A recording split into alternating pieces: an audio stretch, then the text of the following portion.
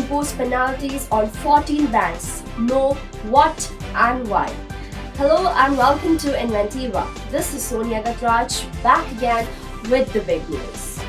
Ever since the banking systems were developed in the country, RBI has been the head of all the banks. It is often known as the banker to bank, providing valuable services, suggestions and schemes. The Reserve Bank of India is the apex bank of the country under which all the other banks work. The banks are provided with a set of rules and regulations which they, under any circumstances, have to follow. Any bank not following the rules has to face the penalties. Recently, the RBI imposed penalties on 14 different banks on 7th July, which is probably the highest numbers of the penalties imposed in a single day.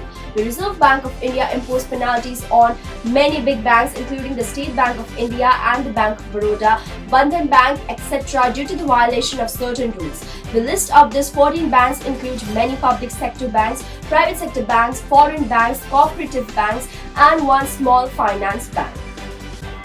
The central bank can impose penalties for violating the rules and regulations of the other banks. However, sometimes a single warning is given if the violation is small or unintentional, but the penalty given this time to the 14 banks is huge and is due to the violation of many different rules.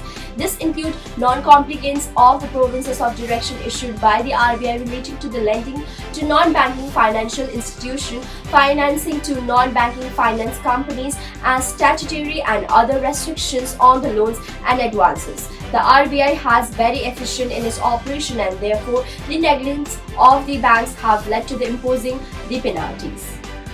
Before this, it has never happened that RBI has imposed penalties on 14 banks in a single day. This is probably the highest number of banks that have received penalties in a single day. Due to violation of various rules, you might be wondering what the main violation is. According to the reports, the violation is mainly linked to the association of banks with the current crisis-ridden Diwan Housing Finance Companies DHFC and its group companies as well. According to the reports of IBA, a critical observation in the accounts of the companies was done by the group of officials from the RBI, which revealed that the banks which were listed in the penalties list had failed to comply with one or more regulations issued by the direction of RBI and the provision of Banking Regulation Act of 1949. The study has resulted in revealing the failure of the bank to comply with the regulation of the central banks and therefore have to face the penalties now.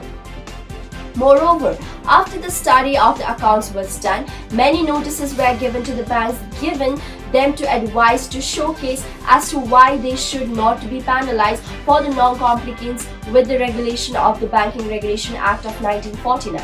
However, after the show cause notice was given and the situation was further examined, the RBI came to the conclusion that the violation done by these banks cannot be ignored or foreign with a warning and requires a monetary penalty, and therefore various monetary penalties were imposed on 14 banks. Other than the violation discussed above, some of the remaining violations include violation of the rule on the creation of a central repository of large common exposures, reporting to a central repository of information on large credits, violating guidelines for small finance banking. Other than banks of Baroda, State Bank of India and Bandhan Bank, other banks are the banks of Maharashtra, Central Bank of India, Credit Suisse, India Bank, Indus Bank, Karnataka Bank, Karora Bank, Punjab and Sindh Bank, South Indian Bank, Jammu and Kashmir Bank, and the Small Financial Bank, whose name is Utkarsh Small Finance Bank.